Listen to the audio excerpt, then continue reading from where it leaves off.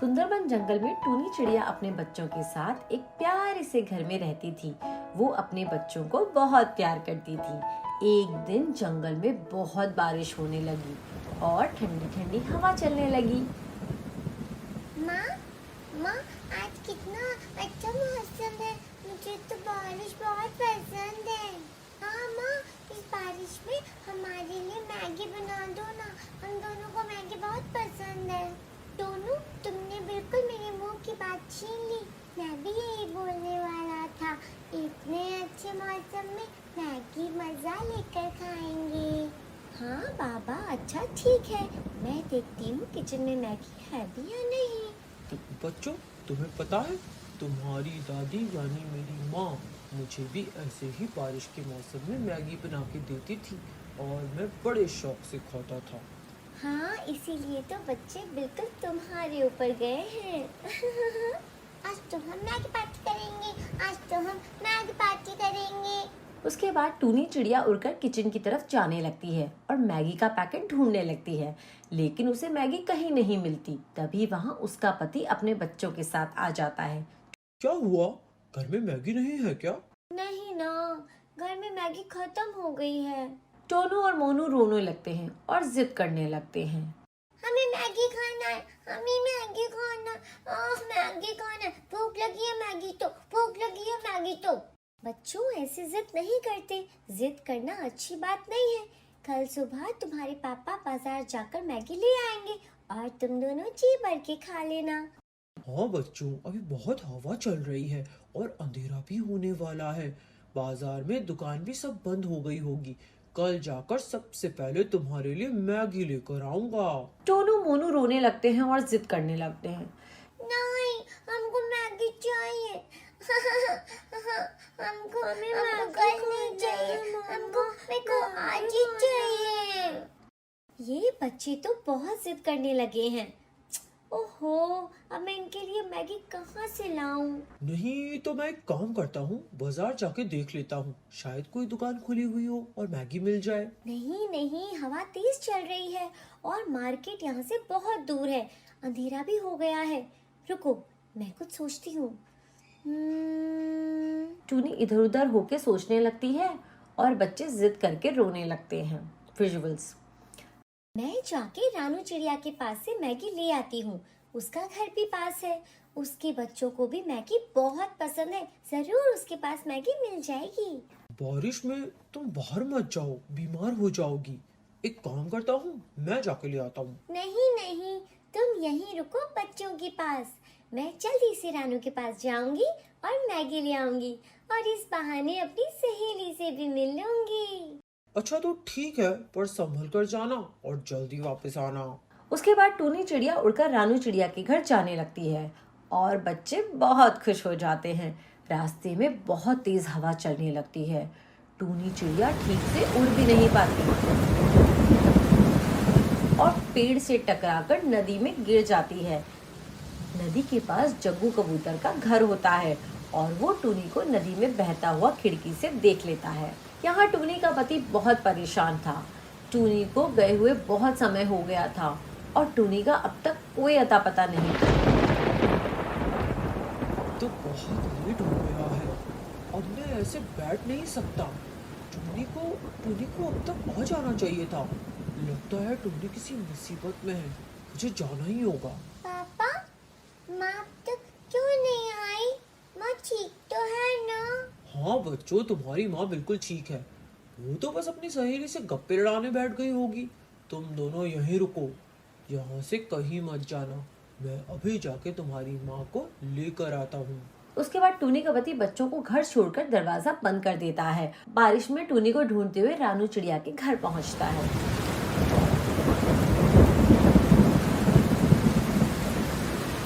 रानू, दरवाजा खोलो।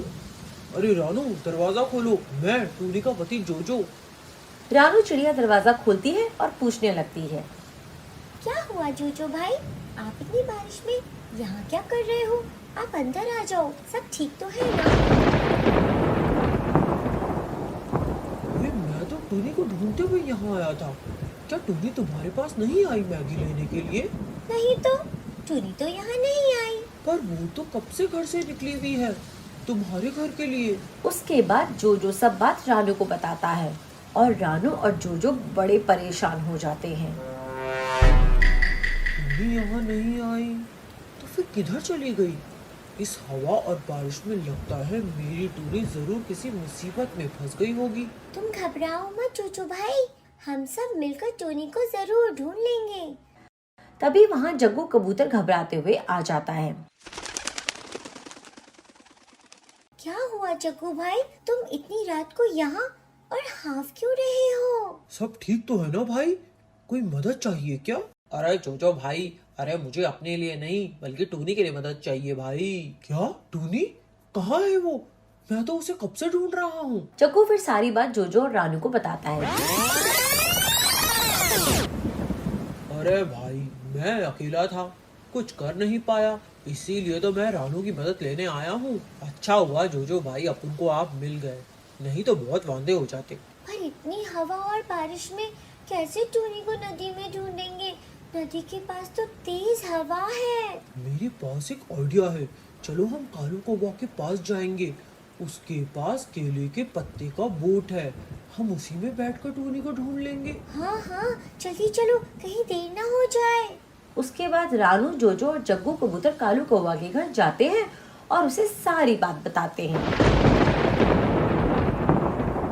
अरे रे, अरे मैं अभी जाके बोट लेकर आता हूँ। कोई जरूरत नहीं है उनकी मदद करने की, हमारा बोट टूट जाएगा। तुम कभी नहीं सुधरोगी गोरी, वहाँ टूनी की जान खतरे में है और तुम्हें अपनी बोट की पड़ी है। उसके बाद कालू कौवा जल्दी से केले के पत्ते वाली बोट लेकर आ जाता है और सारी चिड़िया उस बोट में बैठकर टूनी को ढूंढने लग जाते हैं। थोड़ी देर बाद ढूंढने पर टूनी एक पत्थर के पास दिखाई देती है। उसे बहुत चोट लगी होती है। वो देखो टूनी वहाँ पत्थर के पास में। कालू भाई जल्दी से उस पत्थर के पास चलो, वहाँ मेरी टूनी है। सब टूनी के पास जल्दी से पहुँचते हैं और टूनी वहाँ बेहोश पड़ी हुई होती है और बहुत जख्मी भी। फिर कालू कौवा टूनी को बोट में लेकर आता है और फिर सारी चिड़िया टूनी को लेकर डॉक्टर सारस के पास पहुँचते हैं। रानू टूनी के घर जाकर उसके बच्चे मोनू और टोनू को भी साथ में ले आती है। अच्छा हुआ तुम लोग टूनी को सही वक्त पर यहाँ ले आए, पता नहीं वरना क्या होता। मैंने इंजेक्शन दे दिया है, अब वो ठीक है। ये सब हमारी वजह से हुआ है। हम मैगी के लिए जिद नहीं करते तो आज हमारे माँ का ये हाल नहीं होता। इसलिए तो बोलते हैं बच्चों, बड़ों की बात मान लेनी चाहिए और जिद नहीं करनी चाहिए। चलो चलो अब रोना बंद करो। सॉरी मम्मा, सॉरी पापा, अब हम कभी जिद नहीं करेंगे। इतना सब कुछ मैगी के लिए हुआ है ना, तो चलो आज हम सब मिलकर मेरे घर पे मैगी पार्टी करेंगे। उसके बाद सारस टूनी को मलहम पट्टी लगाता है और दवाई देकर छोड़ देता है। फिर सारी चिड़िया मिलकर रानू के घर जाती है। रानू बहुत सारी मैगी बनाती है और सारे मिलकर उसे खूब खाते हैं। मुझे तो बचपन की याद आ गई। माँ ऐसे ही हम सब भाई बहन को मैगी बनाकर देती थी, बड़ा मजा आता था। हाँ भाई तुम सच बोल रहे हो, बचपन की याद ताजा हो गई आज। रानू मौसी ने बहुत yummy yummy tasty tasty Maggi बनाई है। तुम दोनों का दिल भरा या और मैगी चाहिए? तभी वहाँ गोरी आ जाती है। मुझे भी मैगी मिलेगा, महक तो बहुत अच्छी आ रही है। तुम जाओ, तुम्हारा बोट पहले देख लो कहीं टूटा या नहीं। सारी चिड़िया हंसने लगती हैं और गोरी शर्मिंदा होती है अपनी गलती पर और वो समझ जाती है। फिर सारी चिड़िया मिलकर मैगी की पार्टी करने लगते हैं और खूब मजे करते हैं। तो दोस्तों, इस कहानी से हमें ये सीखने को मिलता है कि बच्चों को हमेशा अपने मम्मी पापा की बात माननी चाहिए। एक दिन दरिंगबादी जंगल में मीनू मौसी और उनका बेटा और पत्नी घूमने आए थे।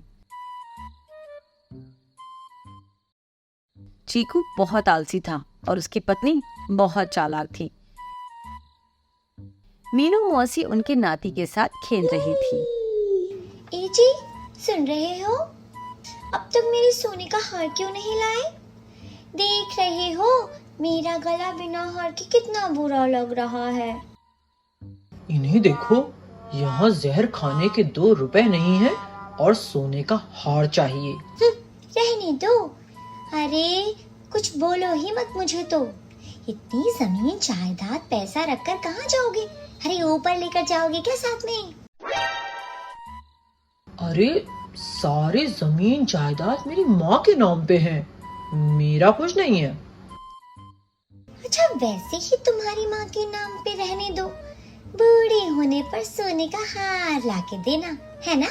और क्या करूं, बताओ ना। नहीं, और क्या करूं, अब तुम ही बताओ। मेरी बात सुनो, एक काम क्यों नहीं करते? तुम्हारी माँ को घने जंगल के अंदर छोड़ दो। वैसे भी उनकी उम्र ज्यादा हो चुकी है। वहीं पे जंगल के बीच बैठकर तपस्या कर लेगी या फिर किसी जंगली जानवर का शिकार बन जाएगी। तुमने सही कहा चीना। वैसे अब मैं ऐसा ही करूंगा, वरना मैं ऐसे गरीबी में और जीवन नहीं जी सकता। किसी के सामने मुझे बार बार हाथ फैलाना अच्छा नहीं लग रहा है। चीकू मीनू मौसी को घुमाने लेकर चला जाता है। वो दोनों घूमते घूमते घने जंगल के बीच में पहुंच जाते हैं। चीकू, बस बस, हम और जंगल के अंदर नहीं जाएंगे। शाम हो चुकी है बेटा, अब हमें लौटना चाहिए। अरे कुछ नहीं होगा, तुम बस यूं ही डरती हो। मैंने सुना है दरिंग वादी के सबसे ऊंची पहाड़ में बर्फबारी होती है। चलो माँ, बर्फबारी के मजे लेते हैं। बेटा, मैंने वो रास्ता नहीं देखा है। अगर हम जंगल में गुम गए तो क्या होगा? अरे कुछ नहीं होगा माँ, देखो बस हम पहुँच ही गए। अरे वाह, ये तो बहुत सुंदर जगह है। हमारे उड़ीसा पे इतनी अच्छी जगह है, मुझे तो पता ही नहीं था। हाँ माँ, ये उड़ीसा का स्वर्ग है। चीकू बेटा, तुमने सुना? शायद ये शेर की आवाज है। मुझे डर लग रहा है बेटा। यहाँ से चलो चलो, जल्दी चलते हैं। अरे क्या बोल रही हो माँ? कहाँ कहाँ? नहीं तो यहाँ तो कोई शेर नहीं दिख रहा मुझे। अरे यहाँ कहाँ से शेर आएगा? ये तो लोमड़ी की आवाज है। अचानक उन दोनों के सामने एक बहुत ताकतवर शेर कूदकर आ जाता है। शेर को देखकर चीकू कांपने लगता है। चीकू शेर के आने से पहले ही वहाँ से उड़ जाता है। शेर मीनू मौसी पर छलांग लगाता है। मीनू मौसी शेर के पंजे से बचकर गुफा में जाकर छुप जाती है। मीनू मौसी वही गुफा के अंदर बैठी रहती है और शेर भी रात भर गुफा के बाहर गरजता रहता है।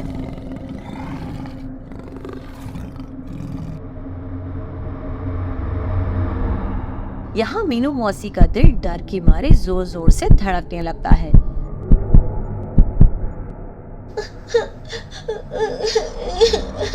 इतने बड़े जंगल में मैं अकेली अब क्या करूंगी? अरे बाप रे, इतनी ठंड भी हो रही है यहाँ तो। मेरा बेटा मुझे छोड़कर यहाँ पे चला गया।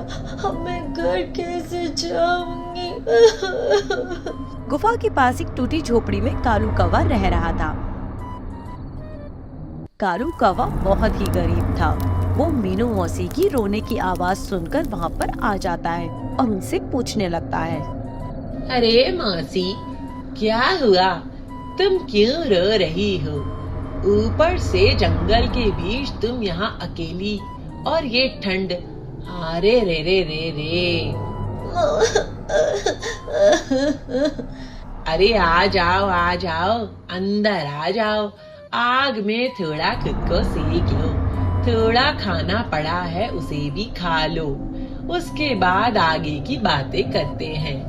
कालू कौवा मीनू मौसी को आग के पास बैठाता है और कुछ खाने को भी देता है। अरे अरे बेटा, हम लोग दरिंदवादी जंगल घूमने आए थे।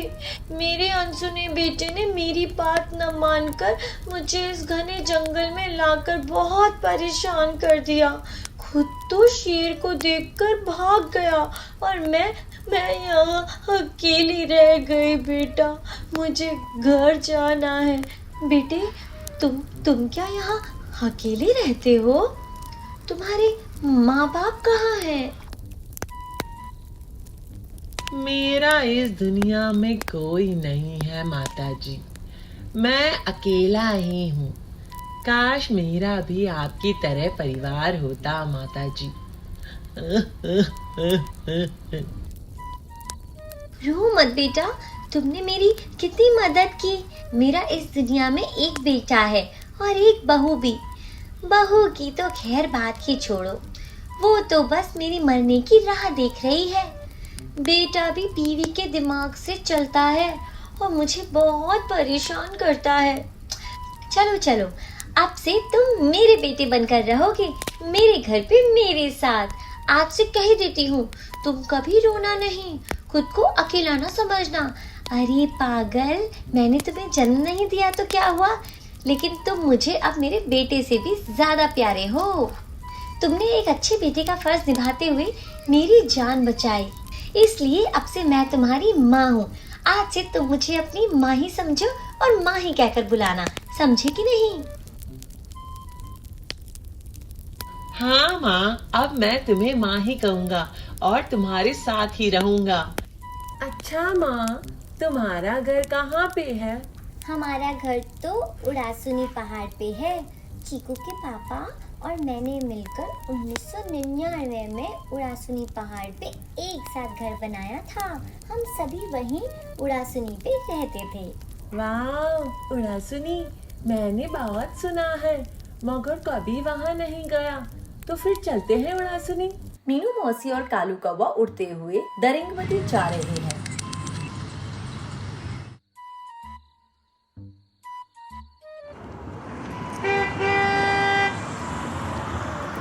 कुछ देर उड़ने के बाद उन्हें प्यास लगने लगती है। माँ, ये नदी तो बहुत खूबसूरत है, ये कौन सी नदी है?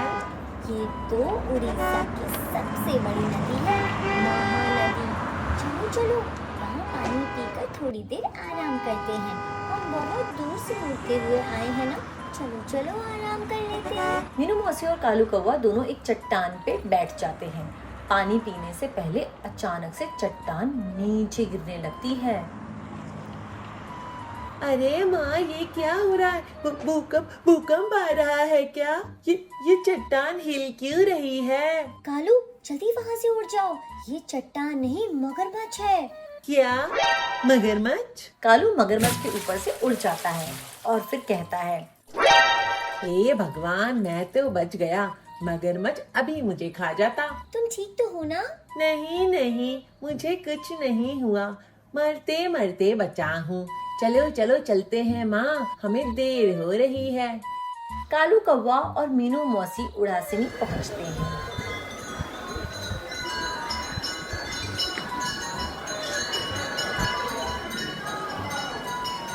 माँ, कितनी सुंदर जगह है और ठंडी हवा भी आ रही है। ये देखकर मुझे बहुत खुशी हो रही है। हाँ बेटा, उड़ासुनी पहाड़ किसी चमत्कार से कम नहीं है। चलो अब हम घर चलते हैं। मीनू मौसी और कालू घर के बाहर खड़े होकर चीकू को बुलाते हैं। चीकू मीनू मौसी का असली बेटा है और कालू मुंह बोला। चीकू, दरवाजा खोलो, बाहर आ जाओ, देखो कौन आया है। अरे कौन बाहर चिल्ला रहा है? अरे माँ, तुम यहाँ कैसे आई? तुम अभी तक जिंदा हो? मेरा मतलब, तुम कैसी हो माँ? मैंने और चीना ने तुम्हें सारे जंगल में कितना ढूंढा। थक हाकर आखिर हम उदास होकर वापस घर लौट आए। चीना, देखो तो कौन आया है? हाँ हाँ, कौन आया है? अरे माँ, मुझे पता था तुम एक ना एक दिन जरूर आओगी। रामू काका, सभी के लिए खाना लगा दो। जी लेकर आ रहा हूँ। माँ, ये कौन है? अरे ये नहीं होता तो मैं कब की स्वर्ग पहुंच चुकी होती। इसका मेरे सिवा इस दुनिया में और कोई नहीं है बेटा। ये भी अब मेरे बेटे जैसा है। कालू आज से हमारे साथ ही रहेगा। एक क्या कम था जो ये बुढ़िया इसको भी लेकर आ गई। क्या बोली बहू? नहीं नहीं कुछ नहीं। कालू भाई पेट भर के खाओ, शर्माओ मत। तुम्हारी तो किस्मत ही खुल गई है। सुबह सुबह चिंकू और मिंकी मीनू मौसी को उठाने आ जाते हैं। बुढ़िया माँ आ गई, बुढ़िया माँ आ गई। उठ जाओ उठ जाओ, जल्दी उठो, बुढ़िया माँ आ गई है। मीनू मौसी को बुखार, सर्दी और मलेरिया हो गया था और वो बिस्तर से उठ नहीं पा रही थी। कालू ये देखकर मीनू मौसी को हॉस्पिटल लेकर जाता है। हेलो फ्रेंड्स, आप हमारा चैनल देख तो रहे हैं लेकिन सब्सक्राइब नहीं कर रहे। सो प्लीज मम्मा मैं बोलूंगी, please subscribe our channel and like and share our videos.